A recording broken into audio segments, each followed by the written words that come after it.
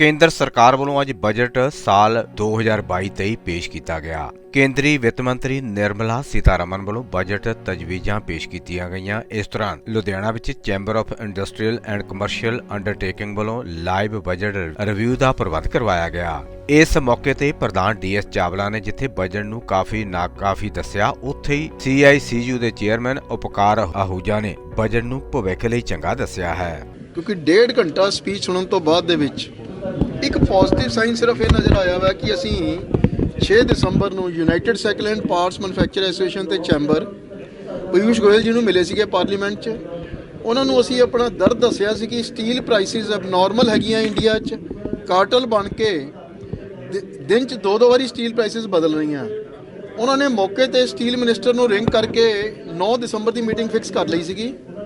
ਇੱਕੋ ਇੱਕ positive sign ਜੋ ਮਿਲ ਰਿਹਾ ਕਿ ਸਟੀਲ ਪ੍ਰਾਈਸਿਸ ਨੂੰ ਕਰਟੇਲ ਕਰਨ ਵਾਸਤੇ ਉਹਨਾਂ ਨੇ ਜਿਹੜੀ ਸੇਫਗਾਰਡ ਡਿਊਟੀ ਸੀ ਉਹਨੂੰ ਰਿਵੋਕ ਕੀਤਾ ਵਾ। ਇਹਦੇ ਨਾਲ ਸਾਡੀ ਗੱਲ ਦੀ ਸੱਚਾਈ ਇਹ ਜ਼ਾਹਰ ਹੋ ਗਈ ਹੈ ਕਿ ਸਟੀਲ ਪ੍ਰਾਈਸਿਸ ਚੋਰ ਬਾਜ਼ਾਰੀ ਕਰਕੇ ਵਧੀਆਂ ਸੀਗੀਆਂ, ਕੰਟਰੋਲ ਹੋਈ ਆ।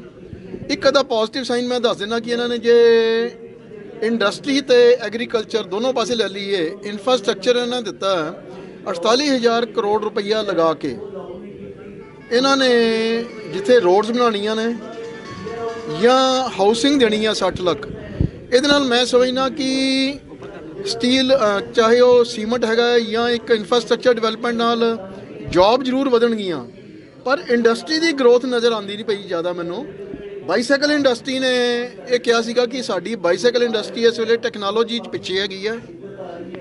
Technology upgradation fund international price ਦੇ ਉੱਪਰ ਸਾਨੂੰ ਰॉ ਮਟੀਰੀਅਲ ਚਾਹੀਦੇ, ਚਾਹੇ ਐਲੂਮੀਨੀਅਮ ਅਲੋਇਜ਼ ਹੈਗੇ ਨੇ, ਕਾਰਬਨ ਫਾਈਬਰ ਹੈਗਾ, ਹੁਣ ਤੇ ਚਾਈਨਾ ਟਾਈਟੇਨੀਅਮ 'ਚ ਪਹੁੰਚ ਚੁੱਕਾ। ਇਹਨਾਂ 'ਚ ਕੋਈ ਵੀ ਉਹਨਾਂ ਨੇ ਸਾਡੀ ਗੱਲ ਨਹੀਂ ਸੁਣੀ। MSME ਸੈਕਟਰ ਬਾਰੇ ਬਿਲਕੁਲ ਸਾਇਲੈਂਟ ਹੈਗੇ ਨੇ। ਮੈਂ ਸਮਝਦਾ ਕਿ ਸਰਕਾਰ ਨੂੰ MSME ਸੈਕਟਰ ਜਿਹੜਾ GDP ਗਰੋਥ ਦੇ ਵਿੱਚ ਮੈਕਸਿਮਮ ਸ਼ੇਅਰ ਦਿੰਦਾ, EMPLOYMENT ਮੈਕਸਿਮਮ ਦਿੰਦਾ ਵਾ, ਇਹਦੇ ਬਾਰੇ ਇਗਨੋਰ ਕੀਤਾ ਗਿਆ। ਇਹ ਕਿਹਾ ਗਿਆ ਕਿ ਜਿਹੜੇ ਤੁਹਾਡੇ ਲੋਨ ਹੈਗੇ ਨੇ CGSE ਦੇ, ਉਹਦੀ ਕਵਰੇਜ ਤੁਹਾਡੀ ਐਕਸਟੈਂਸ਼ਨ ਦੇ ਰਹੇ ਆ। ਇਹਦਾ ਮਤਲਬ ਇੱਕ ਮਰੇ ਹੋਏ ਆਦਮੀ ਨੂੰ ਲੋਨ ਦੀ ਐਕਸਟੈਂਸ਼ਨ ਦੇਣ ਜਾ ਰਹੇ ਨੇ, ਲੋਨ ਦਾ ਬੈਨੀਫਿਟ ਨਹੀਂ ਦੇ ਰਹੇ। ਇਸ ਤੇ ਪੈਂਡੈਮਿਕ ਦੇ ਵਿੱਚ ਬੈਂਕ ਦੇ ਇੰਟਰਸਟ ਦਿੱਤੇ ਨੇ, ਲੇਬਰ ਨੂੰ ਤਨਖਾਹਾਂ ਦਿੱਤੀਆਂ ਨੇ, ਸਰਕਾਰੀ ਖਰਚੇ ਪੂਰੇ ਕੀਤੇ ਨੇ।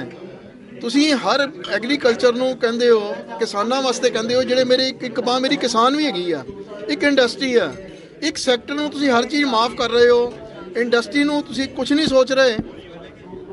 ਐਗਰੀਕਲਚਰ ਲੈਂਡ ਖਤਮ ਹੋ ਰਹੀ ਹੈ, ਇੰਡਸਟਰੀਅਲ ਵਰਟੀਕਲ ਗਰੋਥ ਕਰ ਸਕਦੀ ਹੈ, ਤਾਂ ਵਰਟੀਕਲ ਗਰੋਥ ਵਾਲੇ ਨੂੰ ਇਗਨੋਰ ਕੀਤਾ ਗਿਆ ਵਾ। ਮੈਂ ਸਮਝਦਾ ਕਿ ਜੇ ਅਸੀਂ ਤਾੜੀਆਂ ਮਾਰ ਰਹੀਆਂ ਨੇ, ਠੀਕ ਹੈ, ਸਟੀਲ ਪ੍ਰਾਈਸਿਸ ਡਾਊਨ ਆ ਰਹੀਆਂ ਨੇ, ਪੋਜ਼ਿਟਿਵ ਸਾਈਨ ਹੈ, ਪਰ ਵਧੀਆਂ ਵੀ ਤੇ ਨਾ ਕਰਕੇ ਹੈਗੀਆਂ ਸੀਗੀਆਂ। ਸੋ ਸਰਕਾਰ ਨੂੰ ਸਖਤ ਸਟੈਪ ਲੈਣਾ ਚਾਹੀਦਾ। ਬਜਟ ਨਹੀਂ, ਇਹ ਬਜਟ ਪ੍ਰਪੋਜ਼ਲ ਹੈਗੀਆਂ ਨੇ, ਇਹਦੇ ਉੱਪਰ ਡਿਸਕਸ਼ਨ ਹੋਣੀ ਆ ਪਾਰਲੀਮੈਂਟ 'ਚ। ਜੇ ਸੱਚੇ ਰਿਪਰੈਜ਼ੈਂਟੇਟਿਵ ਹੈਗੇ ਨੇ ਸਾਰੇ ਪਾਰਲੀਮੈਂਟੇਰੀਅਨ, ਇਹਨੂੰ ਡਿਸਕਸ ਕਰੋ। ਇੰਡਸਟਰੀ ਨੂੰ ਜੋ ਇਗਨੋਰ ਕੀਤਾ ਗਿਆ, ਛੋਟੀ ਇੰਡਸਟਰੀ ਨੂੰ ਖਾਸ ਕਰਕੇ। ਦੇਖੋ ਤੁਸੀਂ PLI ਸਕੀਮ ਦਿੱਤੀ ਹੈ, PLI ਸਕੀਮ ਤੇ ਉਦੋਂ ਹੀ ਲਾਗੂ ਹੁੰਦੀ ਹੈ ਜਦੋਂ ਤੁਹਾਡੀ ਟਰਨਓਵਰ ਜਾਂ plant and machinery the investment 250 crore ਤੋਂ ਉੱਪਰ ਹੋਵੇ। ਇੱਥੇ ਤੇ ਮਾਈਕਰੋ ਯੂਨਿਟ ਦੇ ਉੱਪਰ ਤੇ 250 ਕਰੋੜ ਤੇ ਇੱਕ ਸੁਪਨਾ ਹੈਗਾ ਸਾਡਾ। ਸਾਡੀ ਤੇ ਲੱਖਾਂ ਦੀ, ਕਰੋੜ 2 ਕਰੋੜ ਦੀ ਟੋਟਲ ਟਰਨਓਵਰ ਜਾਂ ਇਨਵੈਸਟਮੈਂਟ ਹੁੰਦੀ ਹੈ। ਇਸ ਕਰਕੇ ਛੋਟੀ ਇੰਡਸਟਰੀ ਨੂੰ ਇਗਨੋਰ ਕੀਤਾ ਗਿਆ, ਵੱਡੀ ਇੰਡਸਟਰੀ ਨੂੰ ਸਾਂਭਿਆ ਗਿਆ। ਅਸੀਂ ਬਜਟ ਨੂੰ ਚੰਗਾ ਨਹੀਂ ਸਮਝਦੇ। ਦੇਖੋ, ਇਹ ਜਿਹੜਾ ਬਜਟ ਹੈ ਇਹ ਪੂਰੇ ਕੰਟਰੀ ਦਾ ਬਜਟ ਹੈ। ਇਹਦੇ 'ਚ ਸਰਕਾਰ ਨੇ ਕਾਫੀ ਜਿਹੜੀ ਇਵਨ ਐਗਰੀਕਲਚਰ ਸੈਕਟਰ ਨੂੰ ਮੈਂ ਕਹਾਂ, ਜਿਹੜੇ 2-3 ਸੈਕਟਰ ਮੇਨ ਜਿਹਨਾਂ ਨੂੰ ਬੂਸਟ ਦਿੱਤਾ ਗਿਆ, ਕਿਉਂਕਿ MSP ਲਈ 2.7 ਲੱਖ ਕਰੋੜ ਰੱਖਿਆ ਗਿਆ। ਇਹਦੇ ਨਾਲ ਐਗਰੀਕਲਚਰ ਸੈਕਟਰ ਔਰ ਖਾਸ ਤੌਰ ਤੇ ਟਰੈਕਟਰ ਇੰਡਸਟਰੀ, ਫਾਰਮ ਮਸ਼ੀਨਰੀ ਔਰ ਐਗਰੀਕਲਚਰ ਨਾਲ ਜੁੜੇ ਜਿੰਨੇ ਵੀ ਪ੍ਰੋਡਕਟਸ ਹੈ ਉਹਨਾਂ ਨੂੰ ਬੜਾਵਾ ਮਿਲੇਗਾ। ਇਸ ਤੋਂ ਇਲਾਵਾ ਜਿਹੜਾ ਇੱਕ ਸੋਲਰ ਐਨਰਜੀ ਲਈ PLI, ਸੋਲਰ ਪੈਨਲਸ ਲਈ PLI ਸਕੀਮ ਲਿਆਂਦੀ ਗਈ ਹੈ ਖਾਸ ਤੌਰ ਤੇ। ਇਹਦੇ ਕਰਕੇ ਜਿਹੜੀ ਸੋਲਰ ਪਾਵਰ ਹੈ ਆਉਣ ਵਾਲੇ ਦਿਨਾਂ 'ਚ ਕਾਫੀ ਸਸਤੀ ਹੋਏਗੀ। ਇਸ ਤੋਂ ਇਲਾਵਾ ਅਸੀਂ ਕਹਿ ਸਕਦੇ ਹਾਂ ਡਿਫੈਂਸ ਇਕੁਇਪਮੈਂਟ ਦੀ ਇੰਪੋਰਟ ਘੱਟ ਕਰਨ ਦੀ ਗੱਲ ਕੀਤੀ ਗਈ ਹੈ। ਉਹਦੇ ਨਾਲ ਵੀ ਜਿਹੜੀ ਡੋਮੈਸਟਿਕ ਪ੍ਰੋਡਕਸ਼ਨ ਹੈ ਵਧੇਗੀ। ਬਾਕੀ ਸਕਿਲਿੰਗ ਲਈ ਇੱਕ ਪੋਰਟਲ ਬਣਾਇਆ ਗਿਆ, ਸਾਨੂੰ ਸਕਿਲਡ ਮੈਨ ਪਾਵਰ ਨਹੀਂ ਲੱਗਦੀ। ਇਹਦੇ ਇੱਕ ਹੋਰ ਸਟੈਪ ਹੈ ਸਕਿਲਡ ਮੈਨ ਪਾਵਰ ਪ੍ਰੋਵਾਈਡ ਕਰਨ ਲਈ।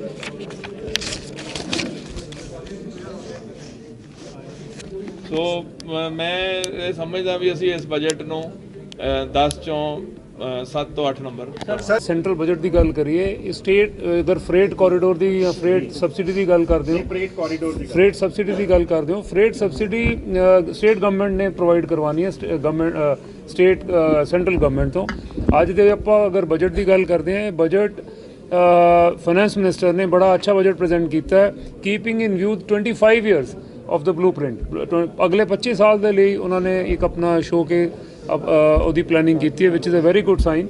ਇਨਫਰਾਸਟ੍ਰਕਚਰ ਤੇ ਜਦੋਂ ਫੋਕਸ ਹੁੰਦਾ ਗਵਰਨਮੈਂਟ ਦਾ, ਤਾਂ ਇਨਫਰਾਸਟ੍ਰਕਚਰ ਤੇ ਇਨਵੈਸਟਮੈਂਟ ਆਉਂਦੀ ਹੈ ਤੇ ਉਹਦੇ ਨਾਲ ਸਾਰੀਆਂ ਸਟੇਟਸ ਬੈਨੀਫਿਟ ਕਰਦੀਆਂ। ਅਗਰ ਰੋਡਸ ਬਣਨਗੀਆਂ, ਫਲਾਈਓਵਰਸ ਬਣਨਗੇ ਤੇ ਬ੍ਰਿਜਸ ਬਣਨਗੇ, ਉਹਦਾ ਇੰਪੈਕਟ ਸਾਰਿਆਂ ਤੇ ਆਏਗਾ, ਇੰਪਲੋਇਮੈਂਟ ਵੀ ਜਨਰੇਟ ਹੋਏਗੀ। 25,000 ਕਿਲੋਮੀਟਰ ਦੀ ਰੋਡ ਔਰ ਅਗਰ ਬ੍ਰਿਜਸ ਬਣਨੇ ਹੈ ਤੇ ਉਹਦਾ ਸਟੀਲ ਇੰਡਸਟਰੀ, ਸੀਮੈਂਟ ਔਰ ਲੇਬਰ ਸਾਰਿਆਂ ਤੇ ਇੰਪੈਕਟ ਪਏਗਾ, which is a very good sign.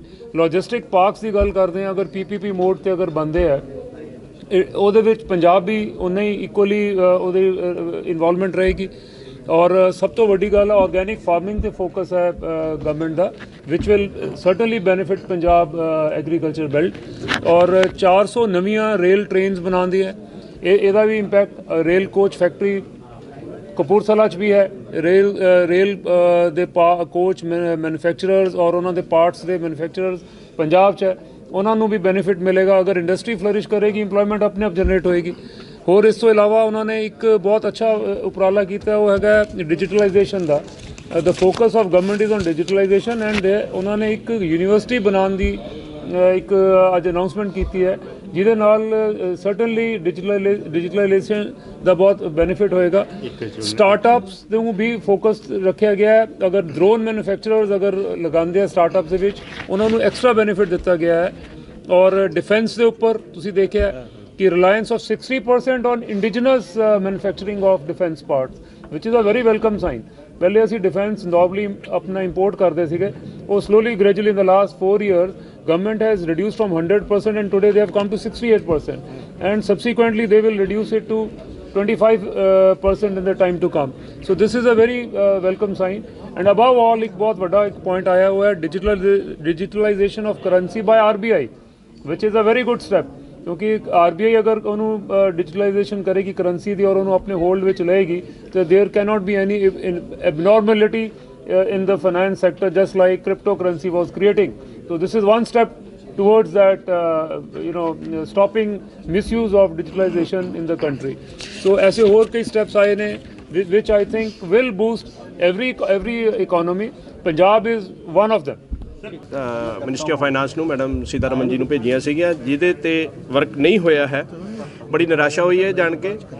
ਸਭ ਤੋਂ ਵੱਡਾ ਸੀਗਾ ਇੰਟਰਸਟ ਸਬਵੈਂਸ਼ਨ, ਜਿਹੜੀ 5% ਦੀ ਐਕਸਪੋਰਟਰਸ ਨੂੰ ਦਿੱਤੀ ਜਾਂਦੀ ਸੀ। ਸਾਡੇ ਮਾਨਯੋਗ ਪ੍ਰਾਈਮ ਮਿਨਿਸਟਰ ਸਾਹਿਬ ਨੇ ਅਕਤੂਬਰ 2018 ਦੇ ਵਿੱਚ ਡਿਕਲੇਅਰ ਕੀਤੀ ਸੀ 3%, ਜਿਹੜਾ ਕਿ ਸਾਨੂੰ ਮਿਲਦਾ ਰਿਹਾ ਸਤੰਬਰ 2021 ਤੱਕ। ਉਹ 3% ਪਲੱਸ 2% 5% ਇੰਟਰਸਟ ਸਬਵੈਂਸ਼ਨ, ਤਾਂ ਕਿ ਅਸੀਂ ਜਿਹੜਾ ਫੋਰਨ ਦੇ ਜਿਹੜੇ ਸਾਡੇ ਕੰਪੀਟੀਟਰ ਨੇ ਉਹਨਾਂ ਨਾਲ ਲੜ ਸਕੀਏ, ਐਕਸਪੋਰਟਰ ਲੜ ਸਕੇ, ਉਹਦੇ ਲਈ ਦਿੱਤੀ ਗਈ ਸੀ।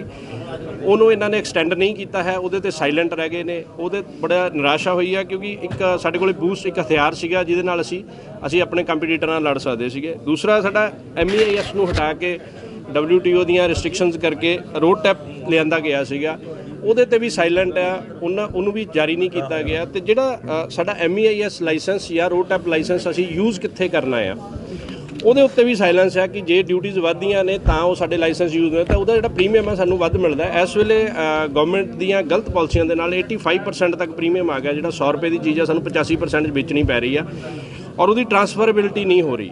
ਉਹ ਇੱਕ ਬੜੇ ਨਿਰਾਸ਼ਾਜਨਕ ਦੋ ਰਹੇ ਨੇ। ਔਰ ਰਾ ਮਟੀਰੀਅਲ ਦੀਆਂ ਐਵਰੀਡੇ ਇਨਕਰੀਜ਼ਿੰਗ ਪ੍ਰਾਈਸਿਸ, ਜਿਹਦੇ ਉੱਤੇ ਨੱਥ ਪਾਉਣ ਲਈ ਕੁਝ ਵੀ ਨਹੀਂ ਕੀਤਾ ਗਿਆ।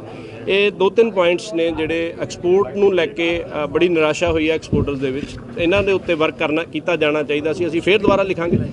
ਔਰ ਸਭ ਤੋਂ ਵੱਡਾ ਇੱਕ ਹੋਰ ਸਾਡਾ ਜਿਹੜਾ ਮੁੱਦਾ ਹੈਗਾ, ਸ਼ਿਪਿੰਗ ਲਾਈਨਸ ਦੇ ਜਿਹੜੇ ਉਹਨਾਂ ਨੇ ਐਕਸਟਰਾਆਰਡੀਨਰੀ ਰੇਟਸ ਵਧਾ ਦਿੱਤੇ ਹੋਏ ਨੇ। ਜਿਹੜਾ $1400 ਦਾ ਕੰਟੇਨਰ ਸੀਗਾ, ਉਹ ਅੱਜ ਦੀ ਡੇਟ ਦੇ ਵਿੱਚ 5200 ਦੇ ਉੱਤੇ ਅਵੇਲੇਬਿਲਿਟੀ ਵੀ ਹੈ ਨਹੀਂ। ਗਵਰਨਮੈਂਟ ਨੇ ਇੱਕ ਸਕੀਮ ਲਿਆਂਦੀ ਹੈ ਕਿ ਅਸੀਂ ਆਪਣੀ ਸ਼ਿਪਿੰਗ ਲਾਈਨ ਸ਼ੁਰੂ ਕਰਨੀ ਹੈ, ਪਰ ਉਹਦੇ ਉੱਤੇ ਕੋਈ ਬਜਟਰੀ ਐਲੋਕੇਸ਼ਨਸ ਨਹੀਂ ਹੋਈਆਂ, ਜਿਹਦੇ ਕਰਕੇ ਸਾਨੂੰ ਨਹੀਂ ਲੱਗਦਾ ਕਿ ਆਉਣ ਵਾਲੇ ਸਾਲ ਦੇ ਵਿੱਚ ਵੀ ਇਹ ਹੋ ਪਾਏਗਾ। Thank you. ਆ ਜਾਓ ਤੁਸੀਂ ਇੱਧਰ ਆ ਜਾਓ। ਇੰਪੋਰਟੈਂਟ ਪੁਆਇੰਟਸ ਜਿਹੜੇ ਅੱਜ ਦੇ ਬਜਟ ਦੇ ਹੈਗੇ ਆ, ਇੱਕ ਤਾਂ 60 ਲੱਖ ਜਿਹੜੀਆਂ ਜੌਬਸ ਹੈ ਉਹ ਡਿਕਲੇਅਰ ਕੀਤੀਆਂ ਗਈਆਂ ਕਿ ਜੌਬਸ ਕ੍ਰੀਏਟ ਕੀਤੀਆਂ ਜਾਣਗੀਆਂ। 25 ਸਾਲ ਦਾ ਜਿਹੜਾ ਰੋਡ ਮੈਪ ਹੈ ਬੜਾ ਇੱਕ ਵੈਲਕਮ ਸਾਈਨ ਹੈਗਾ। ਡਿਫੈਂਸ ਸੈਕਟਰ ਦਾ ਜਿਹੜਾ ਬਜਟ ਹੈਗਾ it is now declared as non lapsable, ਕਿ ਜਿਹੜਾ ਬਜਟ ਐਲੋਕੇਟ ਹੋ ਗਿਆ ਜੇ ਖਰਚ ਨਹੀਂ ਵੀ ਹੋਇਆ ਤਾਂ ਵੀ ਉਹ ਲੈਪਸ ਨਹੀਂ ਹੋਏਗਾ। This is a welcome sign. ਜਿਹੜੇ ਕਿ MSP ਵਾਸਤੇ 2.37 ਲੱਖ ਕਰੋੜ ਜਿਹੜੇ ਹੈਗੇ ਆ ਉਹ ਐਲੋਕੇਟ ਕੀਤੇ ਗਏ ਹੈਗੇ ਆ। Digital university is a good sign. Women ਵਾਸਤੇ ਜਿਹੜੀ ਸਕੀਮਸ ਹੈਗੀਆਂ ਉਹਦਾ ਜਿਹੜਾ ਐਲੋਕੇਸ਼ਨ ਹੈ 60,000 ਕਰੋੜ ਹੈ, ਔਰ ਹਾਈਵੇਜ਼ ਵਾਸਤੇ 20,000 ਕਰੋੜ ਜਿਹੜੇ ਕੀਤੇ ਗਏ ਹੈ। 80 ਲੱਖ ਜਿਹੜੇ ਘਰ ਬਣਨੇ ਹੈ, ਉਹ ਇਹ ਜਿੰਨੇ ਵੀ ਪਾਰਟ ਹੈ, ਚਾਹੇ ਹਾਈਵੇ ਬਣਨੇ ਹੈ ਚਾਹੇ ਘਰ ਬਣਨੇ ਹੋਣ, ਉਹਦੇ ਨਾਲ MSME ਇਨਡਾਇਰੈਕਟਲੀ ਬੈਨੀਫਿਟ ਜ਼ਰੂਰ ਹੋਏਗਾ। ਠੀਕ ਹੈ, ਡਾਇਰੈਕਟ ਬੈਨੀਫਿਟ ਦੀ ਗੱਲ ਕਰੀਏ ਤਾਂ ਕੋਈ ਸਾਨੂੰ ਜ਼ਿਆਦਾ MSME ਨੂੰ ਬੈਨੀਫਿਟ ਤੋਂ ਨਹੀਂ ਨਜ਼ਰ ਆ ਰਹੇ ਹੈਗੇ ਆ। ਇੱਕ ਜਿਹੜੀ ਸੈਂਟਰ ਗਵਰਨਮੈਂਟ ਤੇ ਜਿਹੜੇ ਸਟੇਟ ਗਵਰਨਮੈਂਟ ਦੇ EMPLOYEES ਹੈ ਉਹਨਾਂ ਦਾ ਜਿਹੜਾ NPS ਵਾਲਾ ਕੰਟਰੀਬਿਊਸ਼ਨ ਵਾਲਾ ਪਾਰਟ ਹੈ, ਉਹਦੇ ਨਾਲ ਸਟੇਟ ਗਵਰਨਮੈਂਟ ਦੇ ਜਿਹੜੇ EMPLOYEES ਹੈ ਉਹਨਾਂ ਨੂੰ ਕਾਫੀ ਬੈਨੀਫਿਟ ਹੋਏਗਾ। ਇੱਕ EVS ਬੈਟਰੀਜ਼ ਦੀ ਸਵੈਪਿੰਗ ਦੀ ਪਾਲਿਸੀ ਬਣਾਈ ਗਈ ਹੈ। It is a welcome sign ਜਿਹੜਾ ਕਿ ਜਿਹਦੇ ਨਾਲ ਕਾਫੀ ਬੈਨੀਫਿਟ ਹੋਏਗਾ। ਸੋ ਇੱਕ ਨਾਰਥ, ਜੇ ਪੰਜਾਬ ਦੀ ਗੱਲ ਕਰੀਏ ਤਾਂ ਇੱਕ ਸਕੀਮ ਸਪੈਸ਼ਲ ਅਨਾਉਂਸ ਕੀਤੀ ਗਈ ਹੈ ਨਾਰਥ ਇੰਡੀਆ ਦੇ ਵਿੱਚ ਜਿਹੜੇ ਬਾਰਡਰ ਵਿਲੇजेस ਹੈਗੇ ਉਹਨਾਂ ਦਾ ਓਵਰਆਲ ਇਨਫਰਾਸਟ੍ਰਕਚਰ ਇੰਪਰੂਵ ਕਰਨ ਦਾ। ਉਹ ਜਿੱਥੋਂ ਤੱਕ ਮੈਂ ਸਮਝਦਾ ਹਾਂ ਉਸ ਨਾਲ ਪੰਜਾਬ ਨੂੰ ਕਾਫੀ ਵੱਡਾ ਇੱਕ ਬੈਨੀਫਿਟ ਹੋਣ ਵਾਲਾ ਹੈ। ਜਿੰਨੇ ਵੀ ਸਾਡੇ ਬਾਰਡਰ ਏਰੀਆ ਦੇ ਵਿਲੇजेस ਹੈ ਉੱਥੇ ਓਵਰਆਲ ਚਾਹੇ ਸੜਕਾਂ ਹੋਣ ਚਾਹੇ ਉਹਨਾਂ ਦੇ ਘਰ ਹੋਣ ਜਾਂ ਓਵਰਆਲ ਇਨਫਰਾਸਟ੍ਰਕਚਰ ਹੈ ਉਹ ਇੰਪਰੂਵ ਕੀਤਾ ਜਾ ਸਕਦਾ ਇਹਦੇ ਰਾਹੀਂ। ਸੋ ਕੁੱਲ ਮਿਲਾ ਕੇ ਇਹ ਬਜਟ ਨੂੰ ਜੇ ਮੈਂ ਆਪਣੇ ਵੱਲੋਂ ਨੰਬਰ ਦੇਣੇ ਹੋਣ ਤਾਂ 10 ਤੋਂ 8 ਨੰਬਰ। ਅਮੈਂਡਮੈਂਟਸ ਜਿਹੜੀਆਂ ਬੜੀਆਂ ਅੱਛੀਆਂ ਲੱਗੀਆਂ, ਜਿੱਦਾਂ ਬਲੈਕ ਮਨੀ ਨੂੰ ਕਰਬ ਕਰਨ ਲਈ ਕ੍ਰਿਪਟੋ ਕਰੰਸੀ ਦੇ ਉੱਤੇ ਜਿਹੜਾ ਟੈਕਸ ਕੀਤਾ ਫਲੈਟ, ਇਹ ਕਾਫੀ ਬਲੈਕ ਮਨੀ ਨੂੰ, ਕਿਉਂਕਿ ਹੁਣ ਕਾਫੀ ਚੱਲ ਚੁੱਕੀ ਸੀ ਕ੍ਰਿਪਟੋ ਕਰੰਸੀ, ਇਹਨੂੰ ਕਰਬ ਕਰਨਾ ਜ਼ਰੂਰੀ ਸੀਗਾ, ਇਹਦੇ 'ਤੇ ਟੈਕਸ ਲਗਾਉਣਾ ਜ਼ਰੂਰੀ ਸੀਗਾ।